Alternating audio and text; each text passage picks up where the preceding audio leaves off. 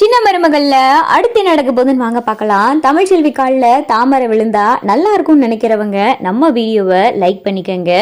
இங்கே ஆறுமுகம் பார்த்தா எல்லா உண்மையும் புட்டு புட்டு வைக்கவும், சாவித்திரிக்கும் தாமரைக்கும் பார்த்தா கதி கலங்கி போயிருது.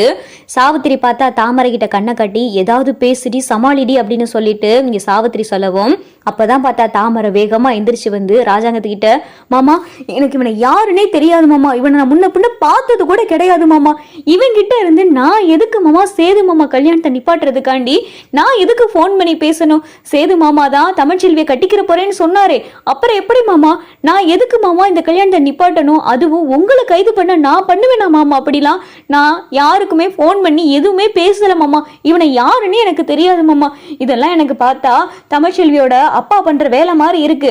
எங்கேயோ கிடக்கிற ஒருத்தனை கூட்டிட்டு வந்து இப்ப இந்த கல்யாணத்தை நிப்பாட்டுறதுக்காண்டி என்னென்னமோ கதை சொல்லிக்கிட்டு இருக்காங்க அப்படின்னு சொல்லிட்டு இங்க பார்த்தா தாமரை சொல்லவும், அப்பதான் பார்த்தா சாவித்திரி இடையில புகுந்துக்கிட்டு, ஆமாண்ணே தாமரை யாருக்கிட்டையும் போன் வாங்கி இந்த கல்யாணத்தை நிப்பாட்டுறதுக்காண்டி எதுவுமே பேசலனே, அது எல்லாமே பண்ணது இந்த நிக்கிறானே செல்லப்பாண்டி, இவனுடைய மக தமிழ்ச்செல்வி தான். அவளே அவ வாயில ஒத்துக்கிட்டாளே, அவ தான் போலீஸ் ஸ்டேஷனுக்கு போன் பண்ணி பேசினான்னு.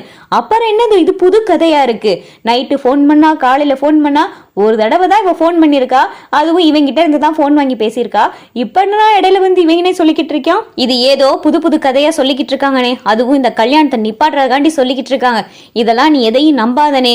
சேதுவை முதல்ல தாமரை கழுத்துல தாலி கட்ட சொல்லு, அப்படி மட்டும் சேது இப்ப தாலி கட்டல நான் நேர போலீஸ் ஸ்டேஷனுக்கு தான் போவேன் அப்படின்னு சொல்லிட்டு இங்க பார்த்தா சாவித்திரி சொல்லவும், அப்பதான் பார்த்தா செல்லப்பாண்டி, போலீஸ் ஸ்டேஷனுக்கு தானே போவோம், எல்லாரும் போவோம், அங்கே போய் விசாரிக்கிற விதத்துல விசாரிப்பாங்க, அப்ப தெரியும் நடந்த உண்மை என்னன்னு அப்படின்னு சொல்லிட்டு அப்பதான் செல்லப்பாண்டி சொல்லவும், ஐயா நீங்க ஒன்றும் வருத்தப்படாதீங்க, என்கிட்ட ஆதாரமே இருக்கு, அன்னைக்கு உங்க கல்யாணம் நடந்த தேதி சொல்லுங்க அப்படின்னு சொல்லிட்டு சேது சொல்லவும், ஆறுமுகத்திட்ட பார்த்தா சேதுவும் சொல்றாரு கல்யாண தேதி. அப்ப ஆறுமுகம் பார்த்தா போன்ல இந்த பொண்ணு பேசினப்ப என்கிட்ட கால் ரெக்கார்டர் இருக்கு, இந்த பொண்ணு போலீஸ் ஸ்டேஷன் கிட்ட என்ன பேசுச்சோ அது எல்லாமே இந்த போன்ல பதிவாயிருக்கு அப்படின்னு சொல்லிட்டு ஆறுமுகம் பார்த்தா ஆறுமுகம் போன்ல இருக்கிற கால் ரெக்கார்டரை எடுத்து காட்டவும் எல்லா உண்மையும் பார்த்தா எல்லாத்துக்கும் தெரிஞ்சிருது.